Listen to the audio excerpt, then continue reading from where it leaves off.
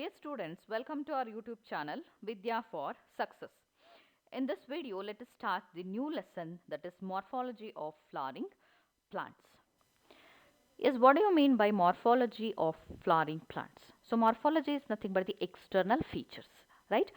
So in this lesson, we are going to study about the external feature of flowering plants. So flowering plants are the higher group of plants in the kingdom Plantae.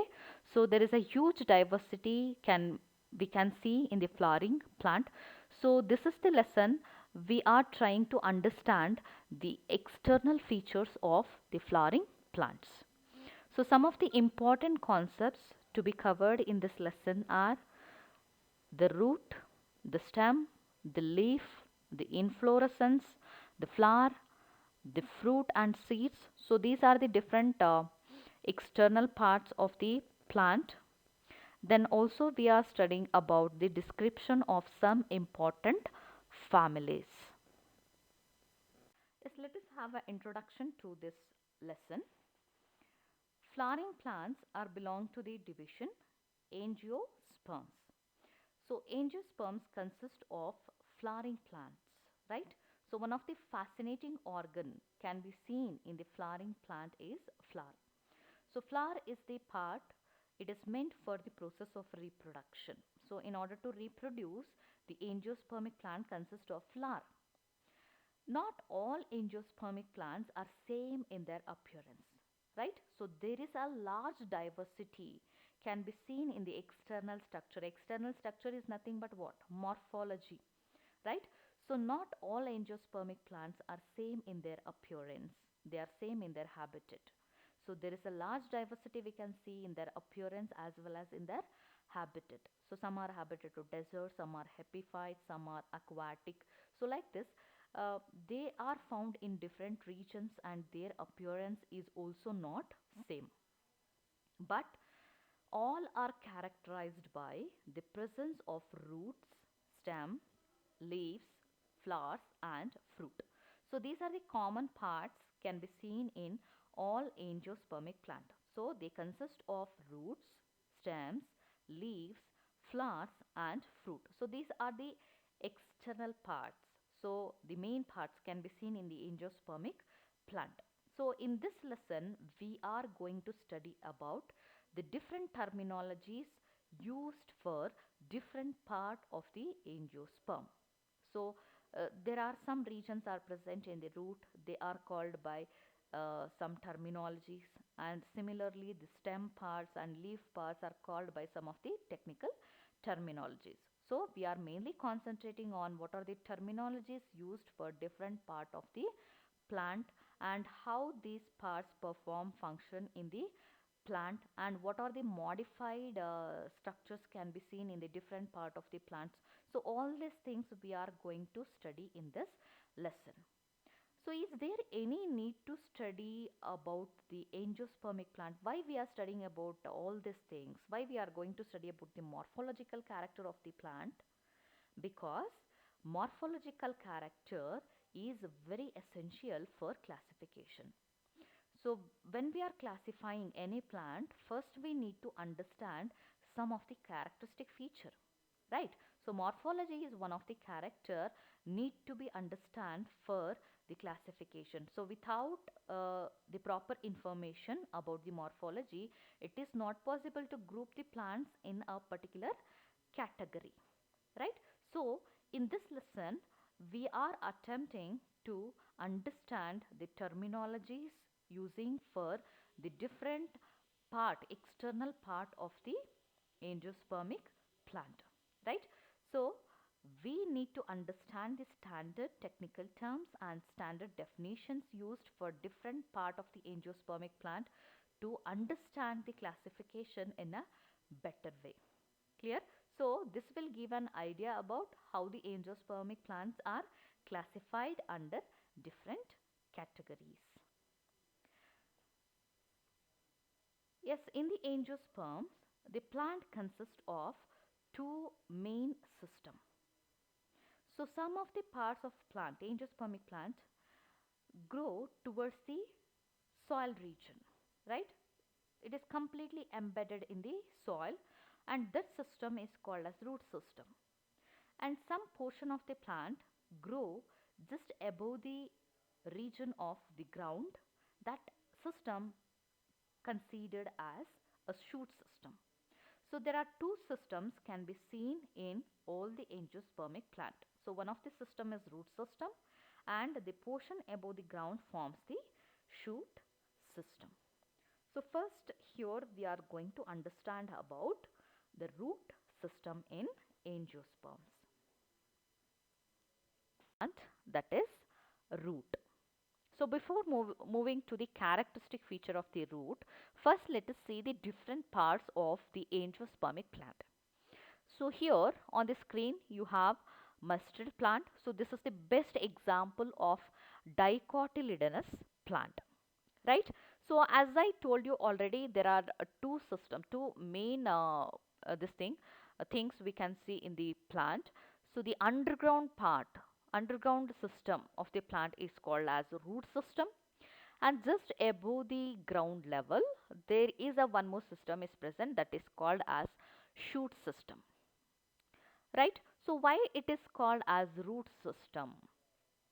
So you can find in the diagram there are different parts are labeled, right? So primary root, secondary root. So like this different parts are there in the root. So altogether we are calling it as a system, that is called as root system. And above the ground level we can see different parts in the plant like stem, leaves, flowers, fruit and seed. So all these aerial parts together called as shoot system. So both the system perform different functions in the plant. So first let us study about the root.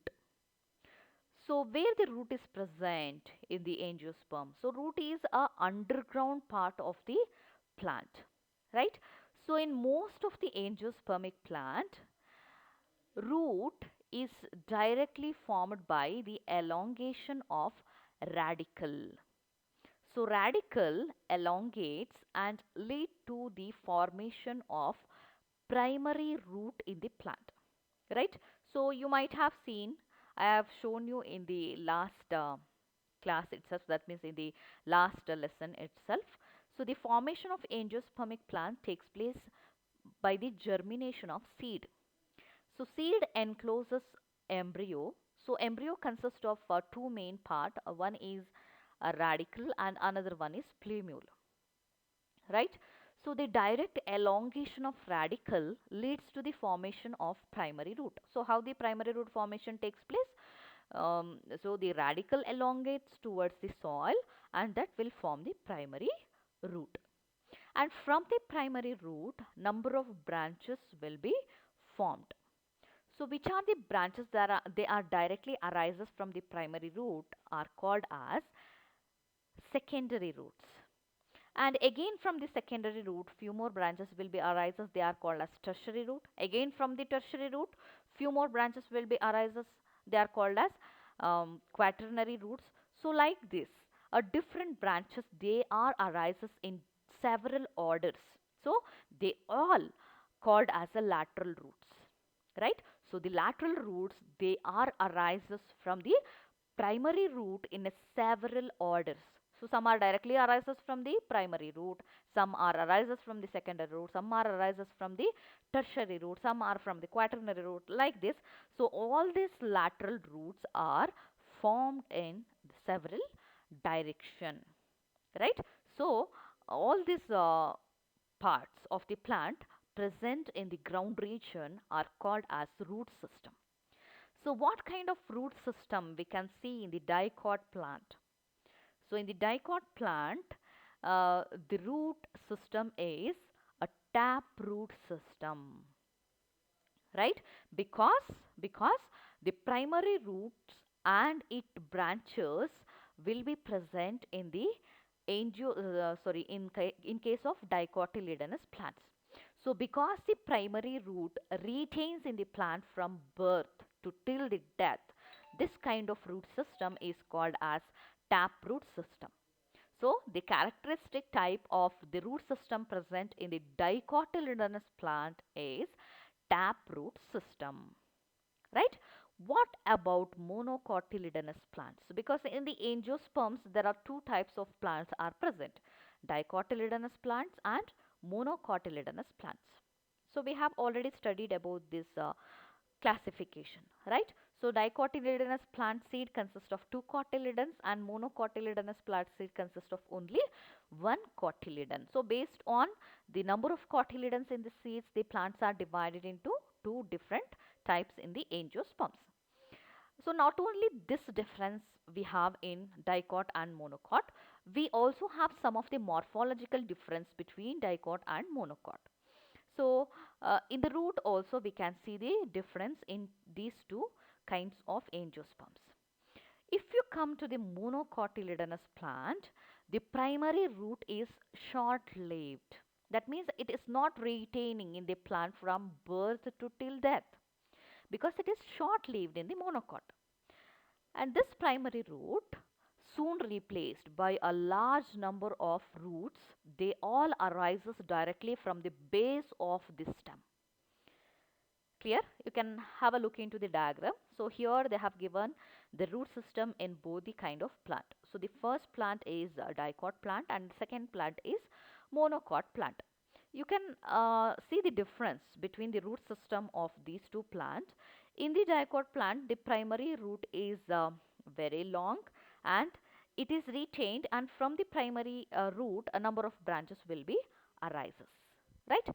And just look into the second diagram given in the given on the screen. There is no primary root, right? So primary root is short lived in case of monocot, so it is replaced by large number of roots. So all the roots, they are arises directly from the base of the stem.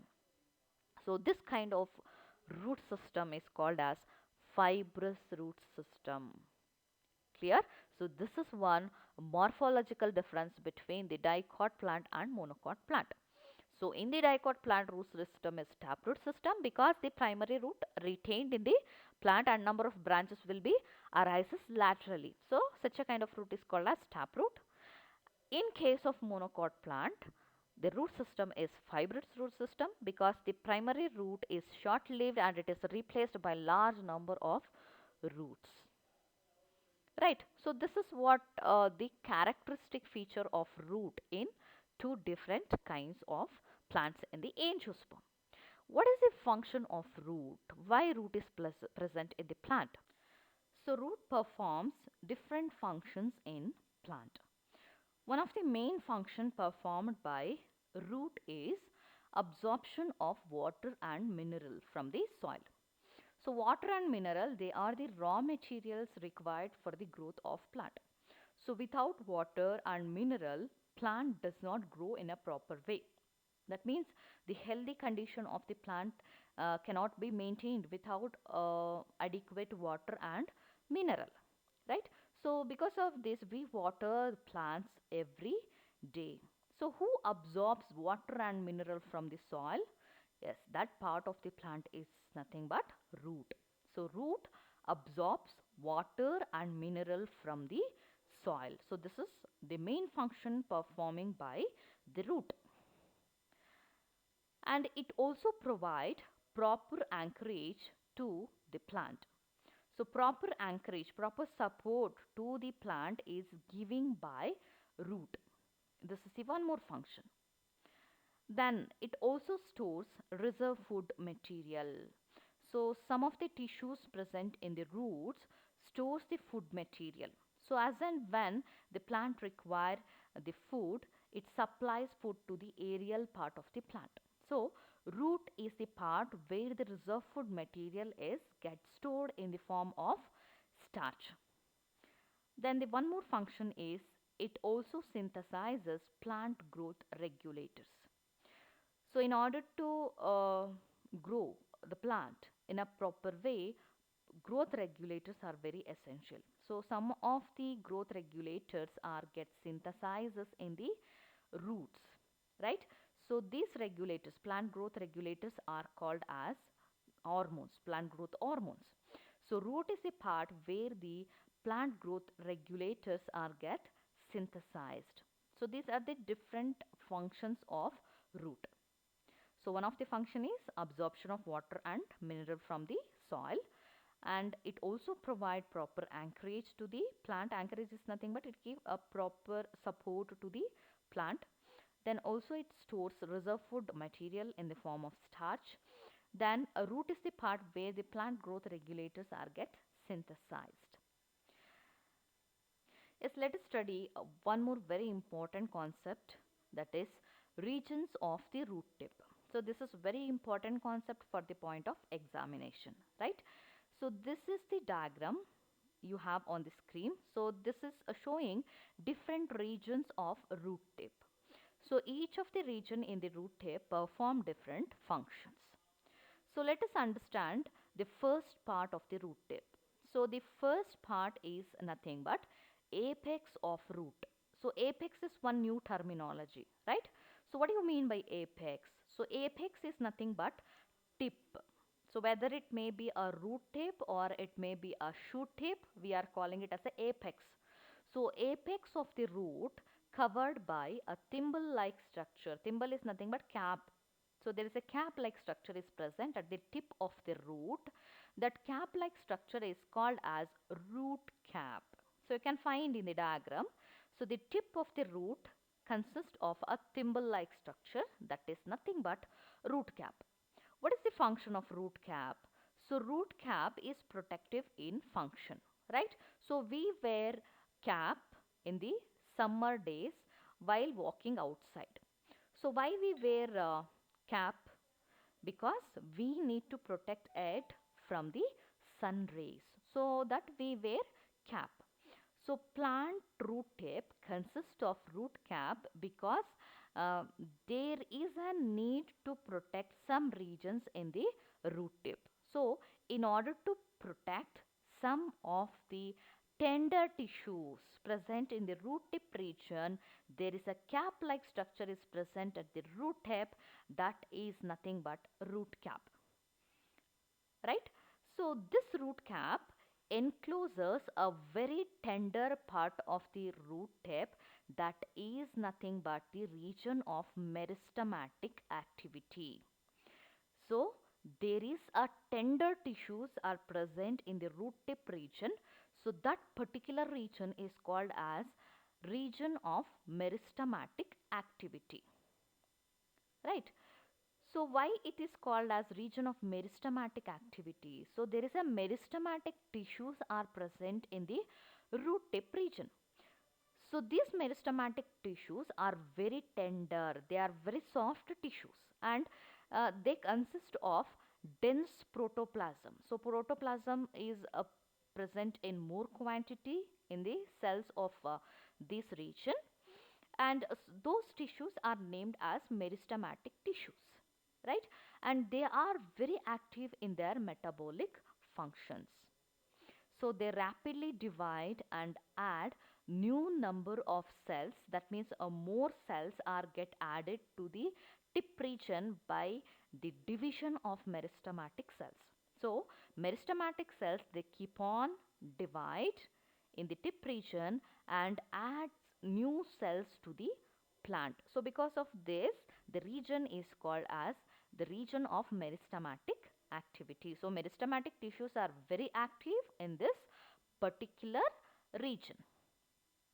So because the meristematic tissues are very tender, they need to be protected, or else they will get hurt by the soil particles.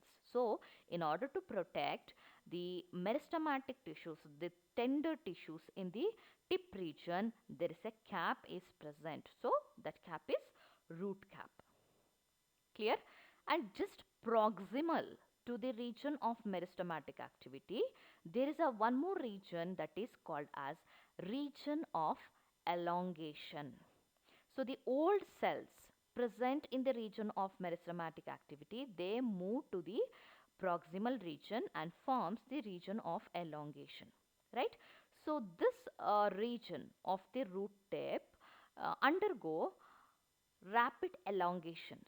So cells present in this particular region, in the region of elongation, they undergo rapid elongation. That means the enlargement of cells takes place in this particular region. And this enlargement of cell is responsible for the growth of roots in length, right? So in order to increase the growth of root in length, the cells present in this particular region, they get enlarges. That means they get elongates and forms one of the region of the root tip that is called as region of elongation. Understood? So we have understood about three different regions of the root tip. One is the root cap and region of meristematic activity. So what is the function of meristematic activity region? So here we have the tender cells. Those cells are called as meristematic cells.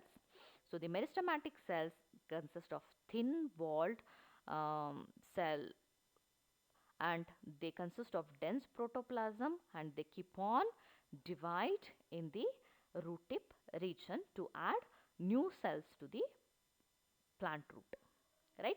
And very proximal to the region of meristematic activity, there is a region of elongation. So in this particular regions, cells undergo rapid elongation and enlargement and are responsible for the growth of roots in length. And is proximal to the region of elongation, there is a one more region that is called as region of maturation. So why it is called as region of maturation? So some of the cells present in the region of elongation, they gradually undergo differentiation. So differentiation is one of the process. So by this process, the young cells, they are get differentiated into mature cells, right? So according to their function, they are get distributed to different region of the plant. So after differentiation, some of the cells occupy the peripheral region of the root, and some cells occupy the middle region of the root, and some cells occupy the central region of the root. So that according to the functions, they are differentiated to different kinds of tissues in the plant. So that process is called as differentiation. So differentiation make the different types of tissues in the plant. So those tissues perform different functions. So after the differentiations, the cells become mature so that we can differentiate them into different types of tissue. So some of the tissues are epidermal tissues, some of the tissues are cortex tissues, and some of the tissues are vascular tissues. Like this, we can differentiate them. So this process is called as differentiation. So differentiations makes the cell mature, and some of the epidermal cells present in the region of maturation leads to the formation of root hairs. So you can find the root hairs are present only in the region of maturation, right? There is no root hairs in the elongation region and region of meristematic activity. So why this region only consists of root hairs? Because the outermost tissues present in the region of meristematic activity, they are differentiated into epidermal cells. Epi is nothing but outer, derma is nothing but skin, right? So the outermost tissues are called as epidermal cells because the cells are differentiated in this region. We can differentiate them into number of different types. So some of the epidermal cells in the region of maturation, they forms root hairs. So what we have studied, the secondary root, tertiary root. So all these things are arises from some of the particular cells in the root. So that particular cell is known as epidermal cell, right? So the region of maturation is the region where the matured cells are located, so that we can differentiate them into number of different tissues. So particularly the epidermal tissues will give rise to the formation of root hairs. And also we can find the parenchyma tissue, and we can find the xylem and phloem in this particular Region, because the differentiation occurs in the region of maturation. Understood? So this is about the different regions of the root tip in the angiospermic plant. Understood? So you have to practice this diagram because the diagram carries 3 marks here, and also you should learn the explanation. So you should learn about how the different regions perform function in the root tip. Clear? Thank you.